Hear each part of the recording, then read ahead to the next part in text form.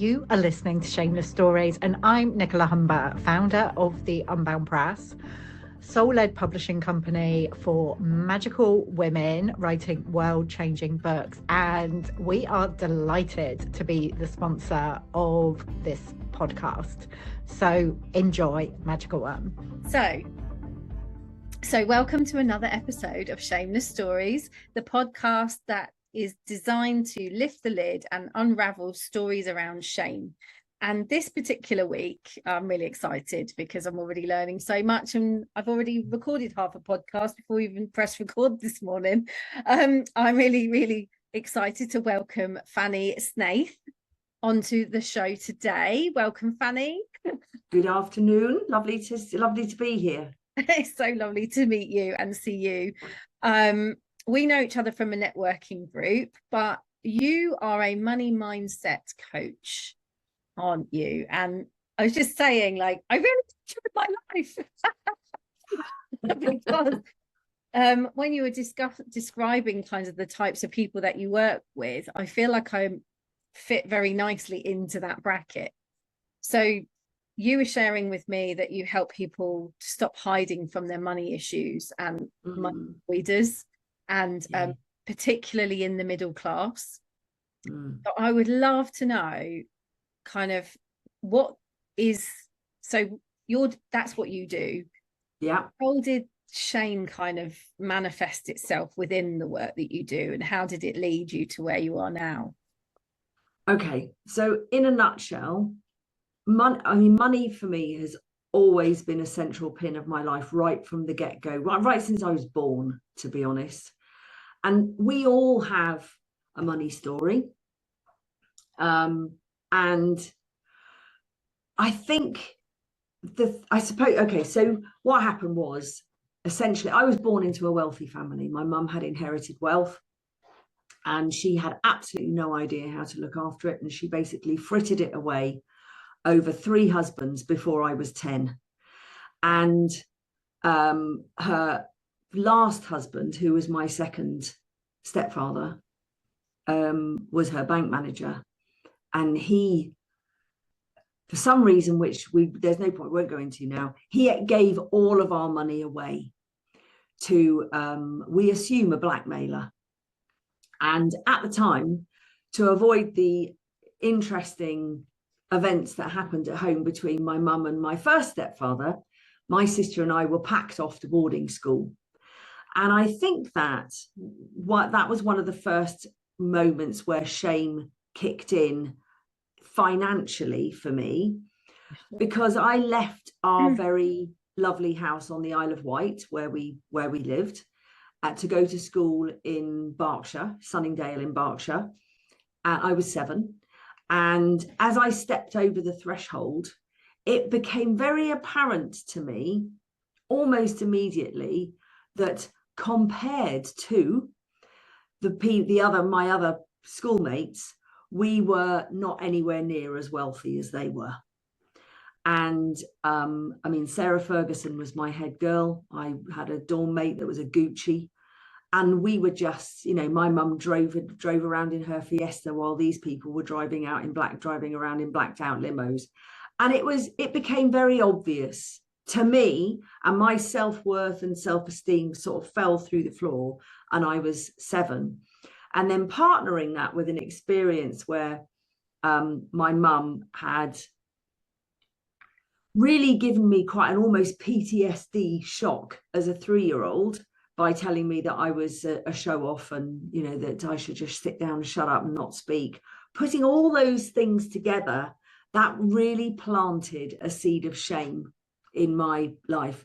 And then I don't know whether you know this, or you agree with me on this, but as a therapist now and a money coach throughout all the training I've had, I'm a firm believer that what we do is we take experiences from our past and we push them into our future. So, for instance, it's like that age-old thing that you've got a dog running towards you in the park, and you got bitten by a dog when you were a little kiddie, and it's like, oh my God, it's a dog, I got bit. But actually, it's only a tiny little fluffy poodle. It's not gonna do anything. But so we're constantly repeating our stories over and over again. And so this combined thing of you're a show off, sit down, shut up, and you're actually not good enough because these people are much more wealthy than you. I think I put on this huge backpack of shame, which I carried for many, many, many, many, many years. And it's only, and you know, and through that journey, so one of the things that happened is when we lost all our money overnight, literally overnight, because my stepfather gave it away, we were brought out of boarding school very quickly, like in a nanosecond. I skipped a year of school and was then sent to the local comprehensive, where we actually joined the free school meals queue. We were that poor. And everybody looked at me. They didn't know who I was. And of course, I sounded like the posh kid because I spoke rather nicely. We moved to Gert Dame Bristol, so most people spoke like that. And I turned up to school going, oh, hello, yes, I'm from boarding school. I'd been to a boarding school in Sunningdale. And it was like, get her, you know, that kind of thing.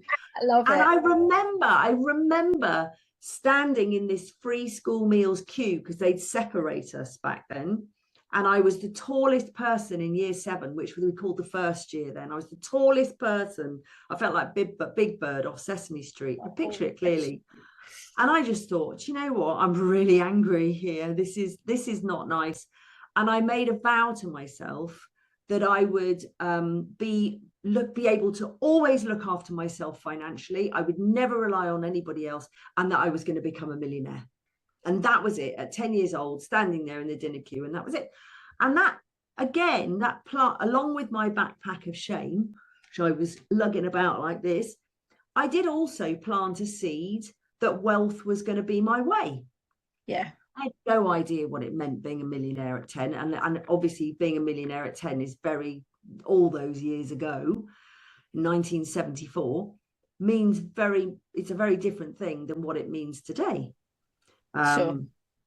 So anyway, I sort of like did my thing, always had a job, earned my own money from as quick as I possibly could. You know, 11 years old, I started working, whether it be paper round or chambermaiding and all that kind of stuff, and always had my own money. And then wind forward to, oh my God, when I turned 50, that magic time, when I was just hitting the menopause as well. And I thought, oh, what a brilliant idea. Let's start my own business. I don't know. I feel so much for women who are just getting into their menopause and working in a corporate job, for instance, and suddenly go, I think I'm losing my mind. I think I better go and work for myself, because I don't think I can heap on a bit more of the shame, right?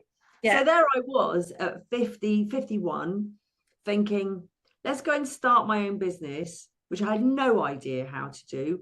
And I thought, and somebody said, well, why don't you become a money coach? Because I'd always been good at money, and I'd reached the millionaire status by that particular juncture, even though very quiet about it, you know, very sort of like, you know, I don't know quite how this happened, but I'd just been investing and getting the right jobs and all this kind of stuff, and became a money coach and thought I was the bee's knees. I thought I was the best thing since sliced bread. I really did. So I'd invite people to my home and I would teach them really how to become their own personal bookkeeper. And these were people that were earning way more than I was, because of course, because of my shame and because I was going to stay small, because I'd been told to sit down, shut up and stop showing off, I was never really a big earner in my work. I used to work in film and in television and theatre at the beginning of my career, and I think I got to about 50 grand back then a year, which was a good salary. Yeah. And then I went and chucked it all in to have my our first daughter. So, you know, we were talking about sabotage before, right? So I absolutely sabotaged it. I went, no, I don't deserve to have a job where I earn this much money. I'm not this good enough, blah, blah, blah. So I stopped all that. Anyway, there was me sitting here teaching people how to be their own personal bookkeeper, showing them all my amazing spreadsheets with colours and all this kind of stuff, and teaching them how to do it. And it just didn't work, because people would come to me and they would vomit. I had one person vomit. Then somebody pretty much passed out trying to get into their bank account. I was going, people just, honestly, what's the matter with you? What's the matter with you? I mean, we're only doing money, aren't we? Because I didn't realize anything. And other people would sit here and they go, your lawn needs mowing. Do you want me to do it for you? I go, look, we're doing this spreadsheet. What's going on with you? Anyway, I realized that these people who were earning vast quantities of money compared to myself, they could manage huge budgets at work. But when it came to their own personal finances, everything changed. And I was thinking, okay, so I think I need to find out a bit more what's going on with this psychology. So I signed up to go and do a training program with the Money Coaching Institute in America. Right. Found this amazing lady called Deborah Price and went and did sort of training there for a couple of years. And one of the first things I learned when I got there was that I was an absolute money tyrant. I was controlling, manipulative, secretive, and realized that the whole of my being was just about money. I was almost Donald Trump, but in a pink shirt. Everything's all about money. Everything's all about money. If money. If I have money, everything's going to be fine. As long as I've got money, it's all good. People are going to love me. They're going to respect me, and they're going to do it. But actually, underneath it all, and I bet if you had a little secret chat with Mr. Trumpy, he would probably go, yeah, I would like to be loved more. And what you really want in life, money can't buy. And it absolutely broke me down. And there were other kind of things that came up from my life. Like I started thinking about times that I had a couple of, sort of experiences in my life that no child wishes to experience. And all these things came out and I just went, oh my God, I'm broken. And then I went into the broken thing. So the shame of not being good enough, the shame of realizing that I wasn't actually this money superhero, and the shame of everything. And I just went, plus the menopause, going completely mad. And I got to the point where I carried it on until 2019, feeling that I was going literally out of my mind. Right. Until I went, I can't do this anymore. And I shut my business down, not officially, but I just stopped trading. And I went and worked in Sainsbury's for 3 months. Nice. And you know what was really interesting as well? I chose the Sainsbury's where all the parents went from the private school that my daughter went to. So there they were coming in to do their groceries with their lovely darlings from the private primary school. And there I was in my Sainsbury's uniform. And they knew I was a money coach and everything. And how did you feel about that? I mean, did that feel... Well, actually, at that point, I actually treated it like a social experiment. So I saw the funny side. I actually thought, took back the power of the situation. And because I was a trained coach and all that kind of stuff, I was saying, nothing about my situation. You don't know why I'm here. You have absolutely nothing to do with it. And by the way, no, it's got nothing to do with money. So that's okay. But anyway, a big, we carry this stuff, don't we? Mm-hmm. We do. And then got back onto the money coaching game again, which was fine. And people would come to me and now I knew all about that there was stuff going on psychologically for them. I'd start getting people to write their money stories. And I suddenly reading these stories, right? I mean, one client sent me 30,000 words. It was like a book.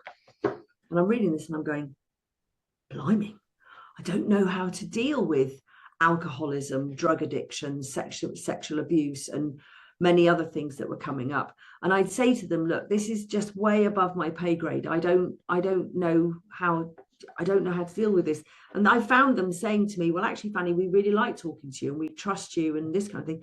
So then I thought, well, I better go off and train to become a therapist. So I went and joined the Quest Institute.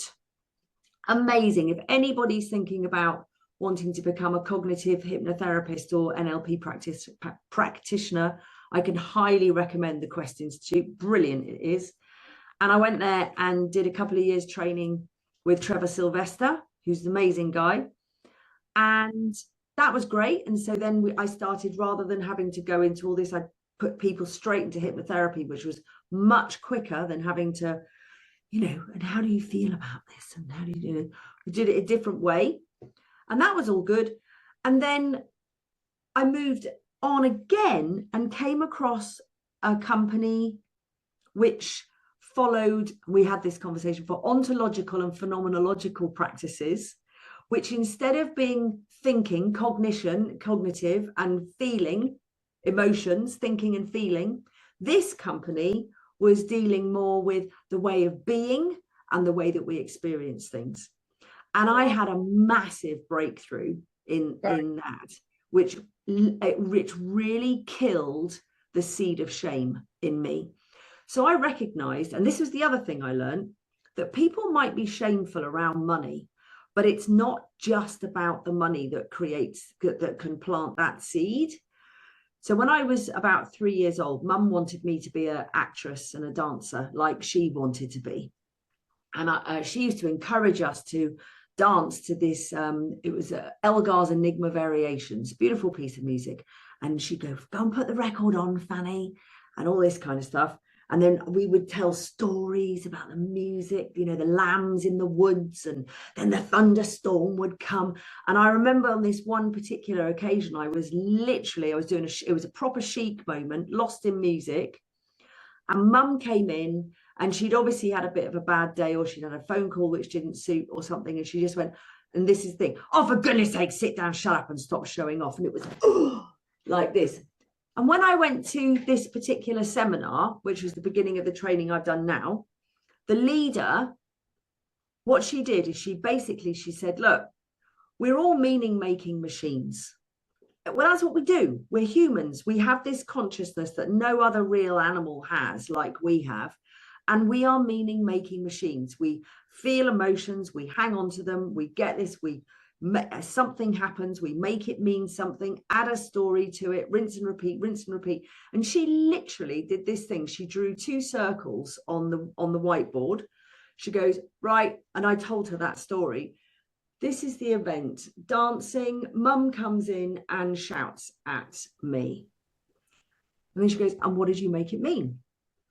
And I went, well, I made it mean that it's not safe to be me, that I should stay small, and I should never put my head above the parapet because it's safe. And then she said, and that's how you've been running your life. And I was like, wow. I was like, that is exactly what happened. And so she said, so now you can choose to change that. Now, of course, what then tends to happen is we go into victim. Yeah. Victim is there for a reason. And then we go, but it was so awful. And it was so terrible. And it really hurt me. It mortally wounded me. And and I can still feel it in my chest.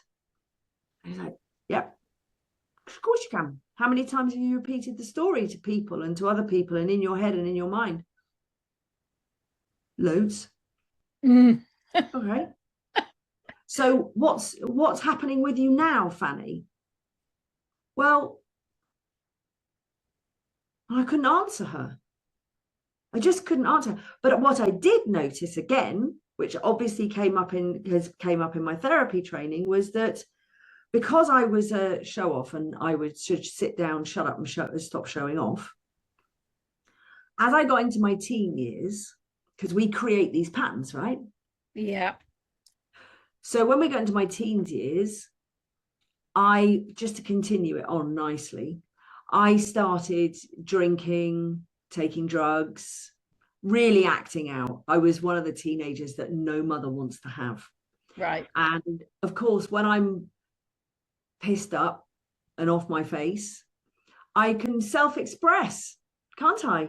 I can really self-express. And what's the next thing that happens? Oh, for God's sake, Fanny, you're such a show-off. Right. And there you go. And there you go, back again. Right? And it's rinse and repeat, rinse and repeat, rinse and repeat. So I have to say that for me, the ontological and phenomenological, and I like saying that, that approach for me has worked probably better than Yes. anything else. Yeah. To just separate and shift. And actually, I note that's sort of what I've been doing with people's money journey, so that the quote that I love to say, there's a quote by Ayn Rand, who's a writer back in the 1930s, and she wrote, "Money is simply a tool. It'll take you wherever you wish to go, but it will not replace you as the driver." And essentially, that to me is almost like the two circles: money and what have you made it mean. Super powerful, that. Like I said to you before we came on camera, it's kind of the amount of stories that we have around money. Like my own stories is like, I don't deserve it, so I give it away, or I gamble it away, or whatever else. Yeah. Or I have to work hard for it, and you know, if you don't work hard, you don't deserve it. Yeah. There's a lot of that kind of narrative that I certainly have in my head. Yeah. And again, yeah. you know, we could go on that and say, when did you first say that? And what happened? What was the event that happened that you made it mean that's how it works for you? And many people will say, well, that's just how it's always been in my family. And I understand that we can go through, you know, the history of patriarchy, and we can go through the history of, you know, the ancestral history of my family going back to the 14th century and all this kind of stuff, or the 4th century, you know, and you can do that, and you can live there if you want to. But actually today, what I like to encourage is that what is today is what is today. We can separate you from all of those stories. And when we can put all of those stories back where they belong, which is as a story, I mean, even if you shut the book and put it back on the shelf, you can then have a free reign to make a choice as to go wherever you want to go to. And that's when the real work starts. Well, that's it, isn't it? I think that's the other thing. We get so caught up in our shame and our stories, we forget to decide where it is we want to go. Yeah. I mean, I'm speaking to myself now. I need to go and write all this down. And this is what I love about the podcast, is it reminds me of the things I need to do as well as the listeners. So sitting there and going, okay, so what is true for me now? Like, where do we want to get to? You know, that's something that none of us really ask ourselves. That I don't think any of us really, certainly in the menopause and certainly in midlife, you kind of finish doing what you're supposed, you know, bring up your children and do all the things, and then you finally get to this point in your life where you're like, what is it I really want? Yeah, because I've kind of been going along somebody else. There's always been another narrative that you've been supporting, whether it's somebody else, a child or whatever, and I'm not disputing all of that, because you know, they've been choices that people make, and conscious choices that people make, and then you're kind of left with this version of yourself, and you're like, okay, so where can I go next? Well, it's about, you know, we all create our own identities. I was having a WhatsApp exchange with my coach the other day, and I was having a good old moan about something, right? And I was going, yeah, but you know, I know I'm in victim. I said, I know I'm in victim mode, and I know I'm in victim mode, but that voice needs to be heard, and I need to try and work out what's going on with it. And she responded with a one-liner, which literally just made me go, okay. She goes, Fanny, I'm not engaging with identity. I'm like, all right. And it really made me think. And I then said to myself, victim, that's just part of an identity that I've created that isn't true. And it's the thing that I go to when I need an excuse not to move forward. Yeah, because it'll give me a yeah, but what? Sure. I know, right? And sure, go and sit there and have a little blub go and cry, and then look at the reality, look at the facts, and then move from there. It's interesting. So I use a model of the financial adventure, because the reason I did this is because many people will frame money. I mean, the blanket term, I'm rubbish with money, right, which hides so many different things. I mean, it means different things for different. I'm rubbish with money, and it's like, oh, well, that's okay then. So to try and get past that, We're rubbish with money. We're not going to give you any. Well, or whatever. I mean, it can hide so many different beliefs. I'm rubbish with money is just the excuse that you use so that somebody doesn't go, well, what is it that you're rubbish with then? How do we work on changing it? It's like, leave me alone. This is how it is. Don't touch me, sort of thing. I'm rubbish with money, because you're not asking for any help. You're just assuming that that's how it is, that nothing is ever going to change. And this is my identity. Boom, badge. I am rubbish with money. Perfect. And like my coach says, I'm not engaging with your identity, Fanny. I was like, ugh. But so I crafted this thing called the financial adventure. Right. And I tell people that it's more Indiana Jones than Dora the Explorer. And I state that, yeah, on your financial adventure, you are going to find yourself running down corridors, skinny corridors, being chased by a fireball, coming out the other end whilst being shot at by Amazonian warriors, just like Indy was. And then maybe, just maybe, you might have to dive into a nest of vipers at the end of it. But, you know, Indy comes out all right with his hat and, you know, a little cocky smile. So let's frame your finances as that, rather than using all the B words: bothersome, boring, burden, bank statements, you know, balance sheets and all that kind of stuff. Let's lighten it up a little bit. Yeah. But understand that it is going to be an adventure, a proper adventure. And then I did this thing where I said, what do you need to go on an adventure? You need 4 things. I'm sorry about my plastered finger. I've got a split fingernail. Very painful, you know. Right. And 4 things. You need a map, which is our word for the B word, budget.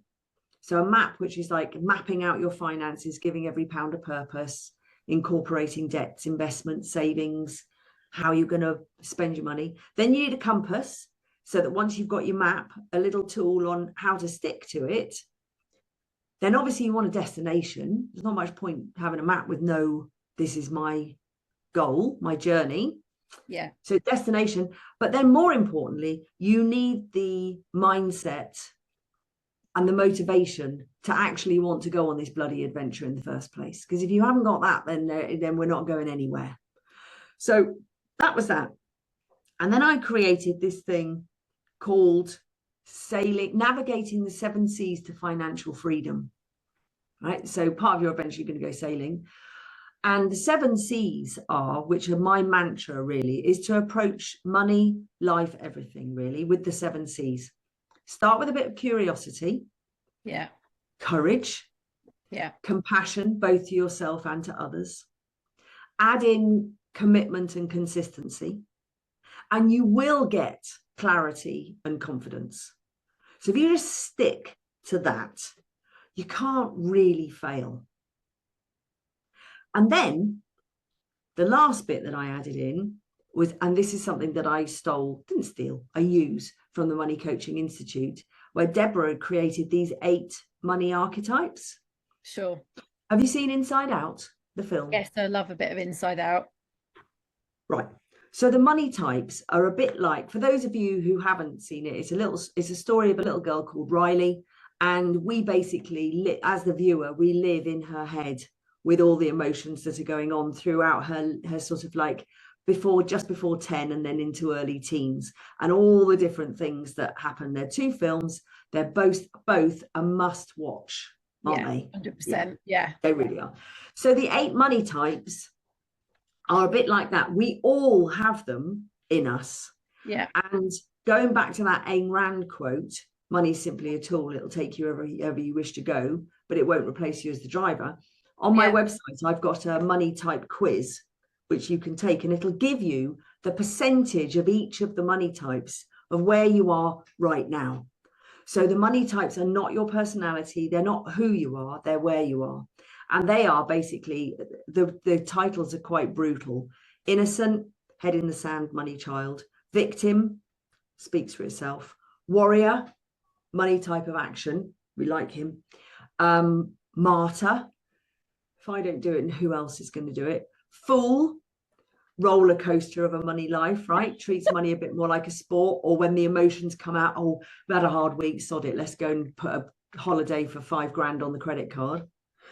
Then we got the creator artist. I don't deserve money. I'm a bit of a tree hugger, you know, all that kind of stuff, and materialistic. Oh, I don't know, a bit of a conflict going on. Tyrant, the Donald Trump, the money tyrant, the one I had. Everything's all about money. And then the money magician, faith, trust, and balance, the one that we all want. So we take the quiz, and then I invite the money types to hop onto the bus according to their scores. And I can give people really good readings of where they, and they go, oh my God, you just described me. I go, I know. But it's all dynamic. So our job now, if we're going to work together, or you're going to work by yourself, or however it goes, is that we need to get the warrior and the magician and a little bit of the creator artist in the driving seat of your financial life. And that is it. And that's it. And that's all we need to do. We just need to do, and we can just, you know, lobotomize us from these stories, because they really don't matter, and move on. I love that. I'm so totally going to go and check out your website in a minute. Yeah. And then because I love working with, and I love working with groups as well, I try to open up the conversation for groups of people, because the point is you need to talk to other people about it. Stop being so secretive about it. I then run a little program called My Money Makeover, which is just 8 weeks. It's 600 quid. Come along, I give you all the tools. We all work together to do it. And then if you so wish, I then run a year-long program, again, really low cost, £35 a month. And I literally just want people to get on board with managing their finances. Yeah. And start investing, and start taking charge of your debt, and start just taking charge of it. Yeah. In a healthy way. Yeah. Not in a controlling way like I did. I'm free of that now.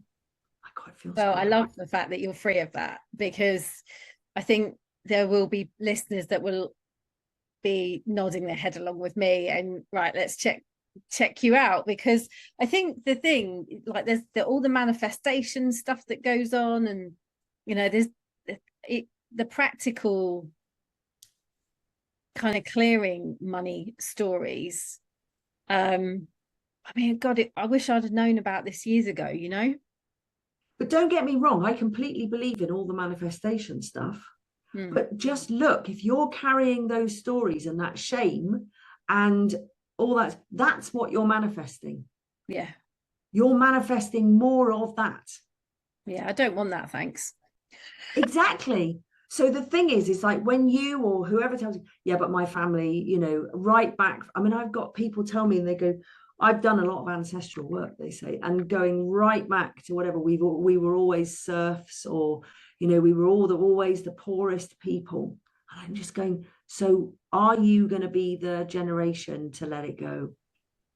Or are you going to, if you're going to believe that you've got this genetic thing within you, the energies from wherever, you are fine, absolutely fine, go ahead.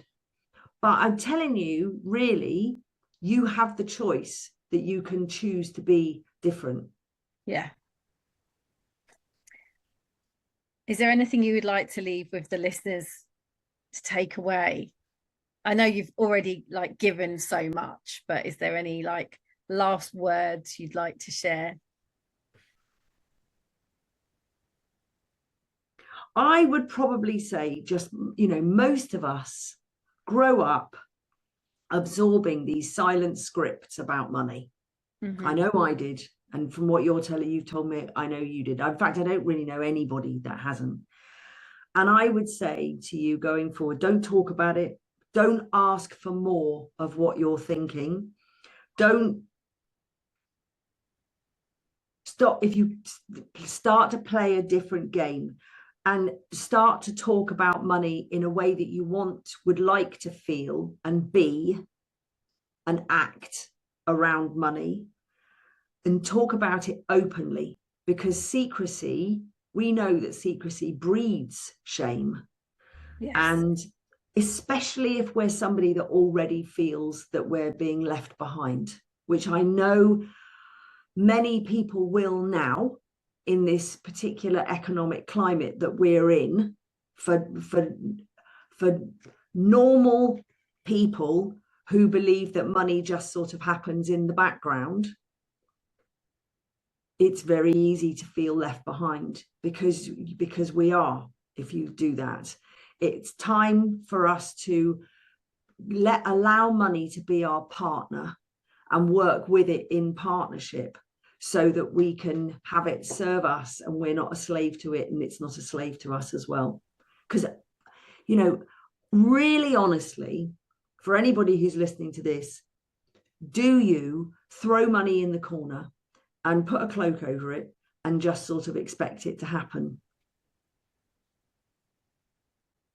I'm doing a project with a doctor at the moment, and I know taking, professions, let's say like doctors, they go to medical school and they have this, I'm going to be absolutely fine. It's all going to be amazing. I'm going to be a doctor. I'm going to earn loads of money and everything's going to earn a great salary. And it's like they're getting to the age of sort of 45 now.